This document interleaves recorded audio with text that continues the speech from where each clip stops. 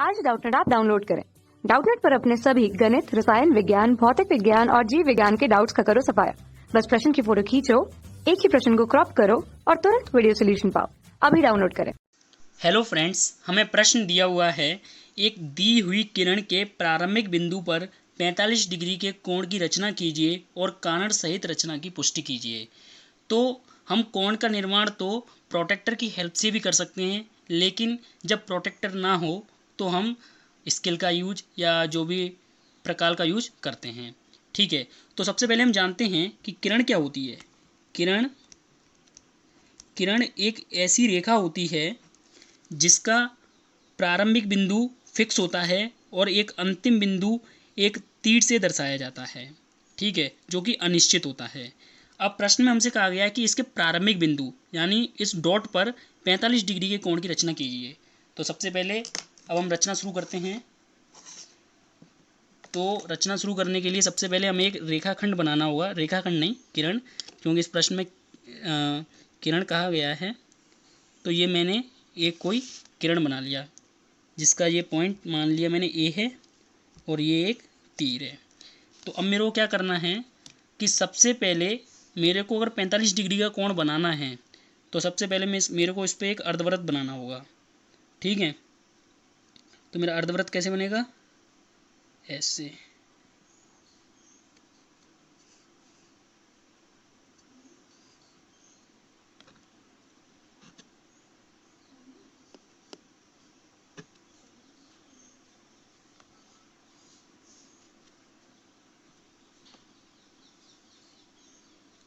ठीक है, ये मेरा एक अर्धवृत्त हो गया।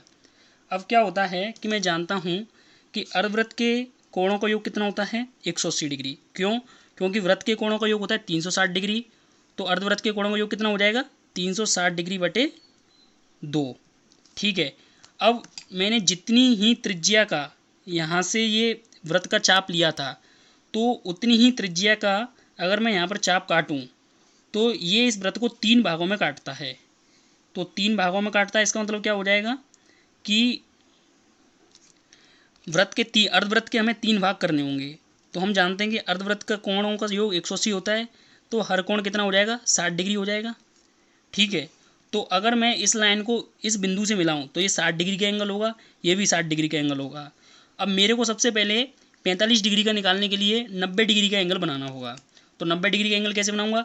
देखो, ये मेरे को पता है कि ये 60 डिग्री का कोण है और ये भी यहाँ से 120 डिग्री का हो जाएगा। तो अगर मैं इन दोनों का मध्य बिंदु लूँ तो 60 और 60 का मध्य बिंदु यानी यहाँ से 30 डिग्री, तो इसका मतलब टोटल 90 डिग्री होगा। तो मेरे को क्या करना चाहिए कि जैसे मैंने ये एक चाप लिया यहाँ से और यहाँ से भी मैं एक चाप लूँगा। ठीक है, तो ये मैंने एक चाप ले लिया। अब मैं क्या करूँगा कि इसको मैंने बिंदु ए से मिला दिया। ठीक है, तो ये मैंने बिंदु ए से मिला दिया। तो ये मेरा कोण होगा 90 डिग्री का। देखो, चेक कर लेते हैं प्रोटेक्टर की हेल्प से। देखो, तो ये कोण मेरा 90 डिग्री आ गया सीधा सीधा।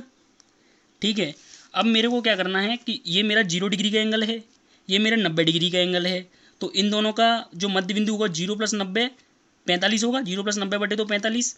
तो क्या करना है? 45 डिग्री का मेरे को चाप बनाना है। तो क्या करूँगा मैं कि यहाँ से एक ऐसे मैंने चाप लगाया। क्यों? देखो, जितनी रेडियस का लिया था उतनी रेडियस का, तो यहाँ से मैंने एक चाप लगा दिया यहाँ पे। ठीक है, और यहाँ से भी मैं एक चाप लगाऊंगा ऐसे ही, तभी तो मध्य बिंदु आएगा। तो ये मेरा मध्य बिंदु आ गया। ठीक है, अब क्या कर दूंगा मैं, इसको मिलान कर दूंगा बिंदु ए से। तो देखो, बिंदु ए से मिलान किया मैंने, तो ये मैंने बिंदु ए से मिलान कर दिया। तो ये मेरा होगा 45 डिग्री का कोण।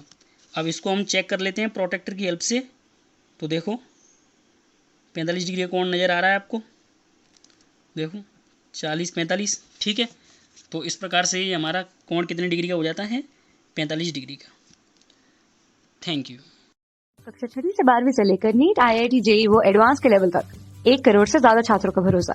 आज ही डाउनलोड करें डाउटनेट ऐप या व्हाट्सएप करें अपने सारे डाउट्स 8400 400 400 पर।